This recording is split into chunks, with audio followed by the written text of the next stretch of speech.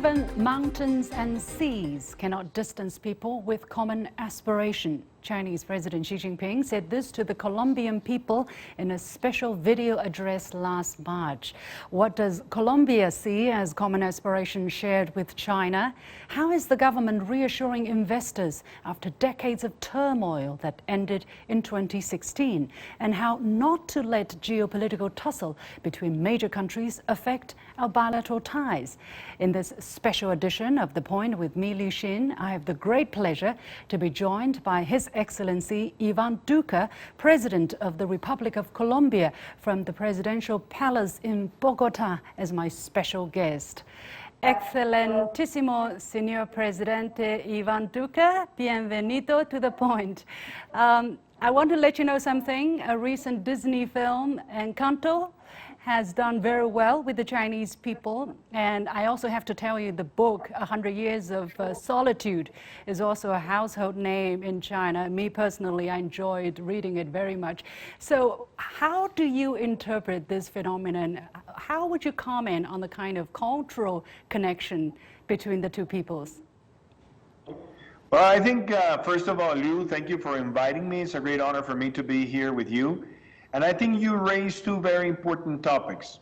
I think the first one that I would love to mention is Encanto really recreates many things about Colombia. The richness of our nature, our beautiful landscapes, but something more important, the quality and the values of our people.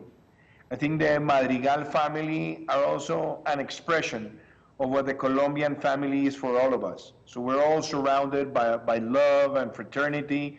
So I think it's a very well exposed sentiment of what the Colombian national DNA is. So we feel very proud that this movie has allowed many people throughout the world to know more about our country. But you also talk about Gabriel Garcia Marquez, who in my opinion is one of the greatest writers of our time. And his book, 100 Years of Solitude, for me is the culmination of what he conceived as a magical realism. So I think it's not only well-written literature, but it's also a book that illustrates many things about our country and about the Colombian family, and also recreates parts of the Colombian history. So we feel very proud about this book. And as you well pointed out, it is a book that in literary terms also was very innovative by the time it was published, because it's not a book about one person or a main character. It's about generations in a family. So I think that also made a very important change in Latin American literature. And we feel very proud about Garcia Marquez. He's one of the best writers, but he's also one of the treasures of the Colombian intellectuals. So I feel very proud that also his book is still being one of the best sold books in Spanish literature. And I'm glad that in China it has so many fans. Absolutely. Me is one of them. I actually read it in Chinese. But coming from a world of fiction to reality, we understand at your proposal, President Xi Jinping addressed the Colombian people last March. He said that even the vast Pacific Ocean cannot get in the way of the profound friendship between the two peoples. What's your comments to his words? Well, I have a great appreciation for President Xi. I consider him a good friend and a good friend of Colombia. We met 2 years ago when I had my visit, but we have kept communication. Last year, we had the opportunity to deliver a message to all the Chinese people, and he also sent a very beautiful message to the Colombian people. And I think we have been strengthening the relationship in a way that it has reached the highest peak ever, not only in terms of trade and investment, but also I must say that President Xi has also been very supportive of Colombia in the midst of the pandemic. We have also shared opportunities on projects that are transcendental for the Colombian future. We have seen a rise in Chinese investment in infrastructure projects in Colombia. So we definitely expect to keep on strengthening this bilateral relationship and being able to open opportunities. As I have described in many forums, we have been able to increase our exports of fruits, avocado, coffee And today, we're just a little bit close to get to the possibility for Colombia to export meat that is produced in our country. Yeah. So we definitely see this relationship as a strategic relationship. And also, as I've said many times, the celebration of the 40th anniversary of our bilateral relationship, it's the best way to celebrate it is as we have done, which is to take our bilateral relationship to the highest peak ever. Well, you definitely covered many areas. Let's break it down a little bit. For instance, let's start with the pandemic. Omicron is a major concern in many countries, basically all over the world. So how is the situation in Colombia, and what measures has your administration taken to fight it? I believe that we have all learned throughout the pandemic about how to manage these situations. And definitely, I think there's something that is very important. The last time the world faced a pandemic of a very big magnitude was almost 102 years ago in 1918, when the world saw the effects of what was called the Spanish flu. And at that time, in the whole world, millions of people passed away or died because of the effects of this pandemic. And in those days, lockdowns and social distancing were also used. But since then, we never had a challenge or a threat of this magnitude. And I think when we look back of what happened in 2020, 2021, and what's happening today, I think we have all learned the lessons, which is the best way to confront the situation is to have massive vaccination. In Colombia, we're very close to reaching 80% of the population with one dose. We should get to 60% of the population with double doses maybe by the end of this week. And also, we have now applied the booster shots to more than 4 million people, including that more than 4 million children have already received the vaccination in Colombia. So that is also a good way to say that Colombia has been preparing itself to face the situation, but also since we evaluate that the pandemic has hit the countries with economic effects, today the Colombian economy has demonstrated how resilient it is, and we are getting close to a 10% growth in 2021, which will put Colombia in one of the countries with the highest growth last year. But at the same time, when we look at international rankings about recovery, Colombia has been ranked #1 in recovering its pre-pandemic conditions. So I think this has demonstrated that today, the best way to deal with Omicron and new variants is with massive vaccination, social distancing, use of masks, but at the same time, being able to put forward a very dynamic, robust, and ambitious recovery plan. And I think Colombia has demonstrated how strong, how resilient it is. And I feel very proud that we have been just getting closer to a sustainable pre-pandemic unemployment numbers. Wow, that sounds really impressive. Many congratulations. You mentioned the economic recovery. Of course, foreign investment is very important. We understand that your country ended a decades-long turmoil in 2016. So now investors, especially Chinese investors, are very much looking forward to a safer investment environment. How much reassurance can you give them in terms of the kind of measures that have been taken to boost investor as well as tourist confidence in your country?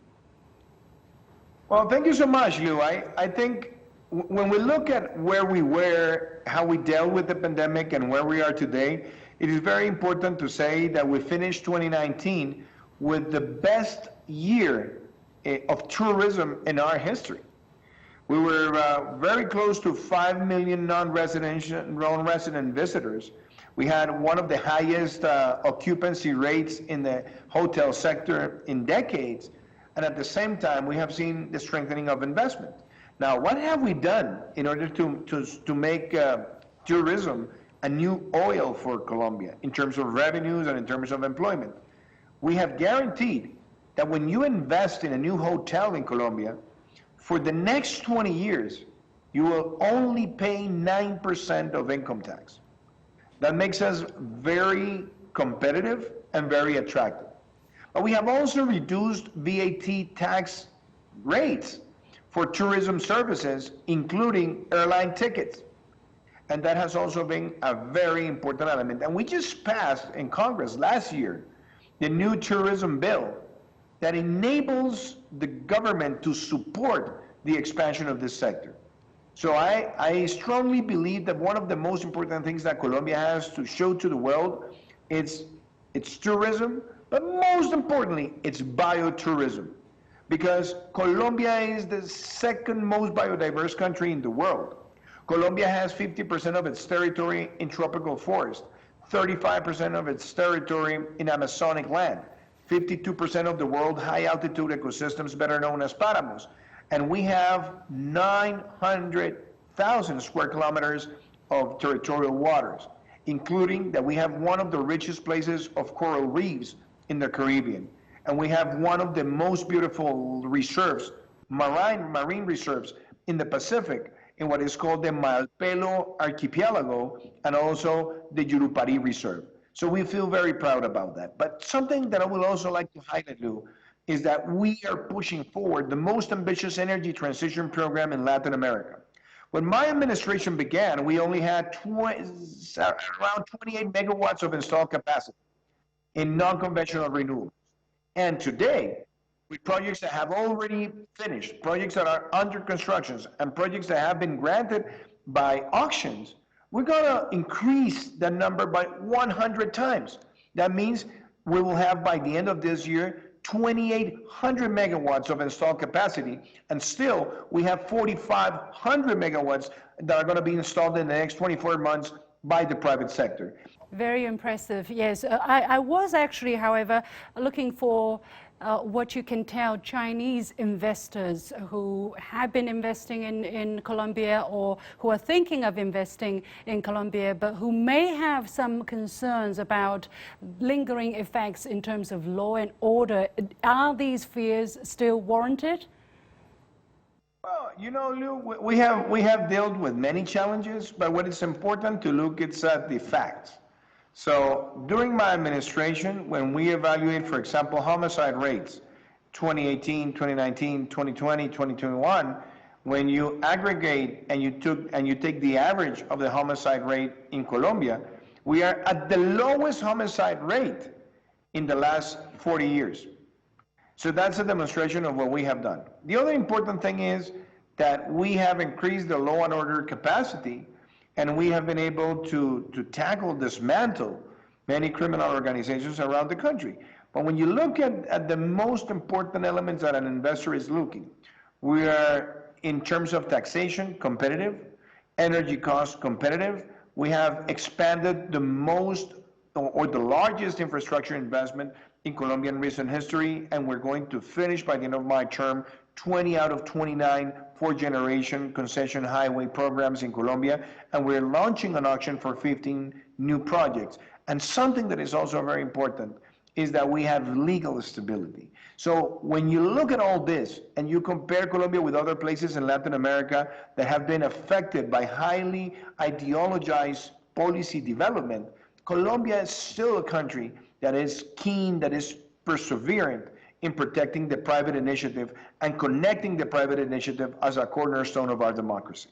Well, I know China is very interested, Chinese investors are very interested in investing in Colombia. For instance, there was this project of a subway, right, in Bogota, which was undertaken by a Chinese investor and could be a very good showcase. However, Colombia has not signed up to the Belt and Road Initiative, which is an initiative on economic cooperation around the world. Help us understand, will Colombia do that sometime soon? If not, why? Lou, something that is very important that you have mentioned is that today there is a very important Chinese investment in key node projects. So let me begin by saying, number one, the Bogota Metro. The Bogota Metro is one of the most ambitious projects ever in our country. Second thing to say, the biggest gold mine in Colombia today is a Chinese investment. Third thing to say, fourth generation concessions, we have Chinese companies that are pretty active. non-conventional renewables. We have seen a lot of Chinese companies that are participating in auctions and bids and that are making the effort of having their offices open here in our country. And something that is also very interesting is trade development, in a sense, to open the ground for new Colombian projects to access the Chinese market. As I said 2 years ago, even before we get to the discussion of policies that have been developed in China, I think what I should say, beyond the concept of Belt and Road and beyond other concepts that we could all have, I think we have a bilateral strategy that is working and that has taken the bilateral relationship to the highest peak ever in terms of investment, in terms of trade, in terms of policy cooperation, and something that I also value, the presence of a strategic investment. So that, for me, represents much more than just signing a strategy A or strategy B. I think today what's very important to say is that Colombia and China have a relationship that has been built, developed, and strengthened over time. And as we said 2 years ago, celebrating 40 years of bilateral relationship. With all these projects taking place, it's more symbolic than just signing a strategy. I think today we are eager to see more Colombian exports to China, and we're also eager to bring more investment to China, from China to Colombia. And you know, Colombia is a country that is open for business, and this openness for business represents that Colombia is ensuring all sources of investment around the world that they can come to Colombia, be safe, and generate a positive impact. That's good to hear. Critics, however, have pointed out some negative impacts, supposedly or reportedly, on Colombia's environment by Chinese investment or Chinese companies. But a report by Boston University found that Chinese investors actually outperformed their competitors in corporate social responsibility. What is your assessment of the impact and performance of Chinese investors in general? Well, I can't give you an opinion about that report because I haven't read that report. But I think what is important is the kind of environmental policies that Colombia is embracing. So if I may say something that is crucial, is that Colombia only represents around 0.5% of all the world's CO2 emissions. Nevertheless, Colombia is one of the countries that is highly vulnerable to the effects of climate change, and maybe is in the top 10 or top 20 countries that are more threatened by the effects of climate change. But Colombia went to Glasgow, and Colombia went to Glasgow with a very strong position. We have created a bill, a climate action bill, that has been approved by Congress with unanimous support from all parties, so that we can reach the objective of being a carbon neutral country by 2050. We have also said that Colombia wants to reduce by 51% its CO2 emissions by 2030. But we are also a country that in 2022, Liu, 2022, this year, we're going to have 30% of the Colombian land declared protected area. We have introduced the circular economy policy. We're launching a new market for carbon credits. And we have also made something very important, which is the strong commitment from the private sector to introduce strategies and roadmaps to become carbon neutral. Now, in all that framework, all the companies that operate in Colombia, Colombian, Chinese, US, Europeans, from all the places in the world that come to our country to invest, we want them to be aligned and fully aligned with this strategy, because we all have to contribute, since there's no planet B, to be able to ensure that we will meet the climate action targets that we have, which is carbon neutrality by 2050. You mentioned investors from different countries. Some commentators say the geopolitical tension between major countries in the world is actually impacting the relations between, or how far the relationship between China and Colombia can go. Do you agree with that? How can the two countries develop their full potential without any third party factor? Let me say, Lou, that, as you know, Colombia is a country that believes in multilateralism, and it's a country that continuously strengthens its bilateral relationships around the world. And we feel proud to have a bilateral relationship that has been strengthened day by day in the last 40 years with China. We feel proud that we're having more investment, more trade, and at the same time that we still have a very strong and robust cooperation. We, in the Western Hemisphere, we are the United States' #1 ally. We are also a country that has a strong relationship with the European Union, and we want to remain a country that strengthens its international position in very fraternal, open, and sincere dialogue.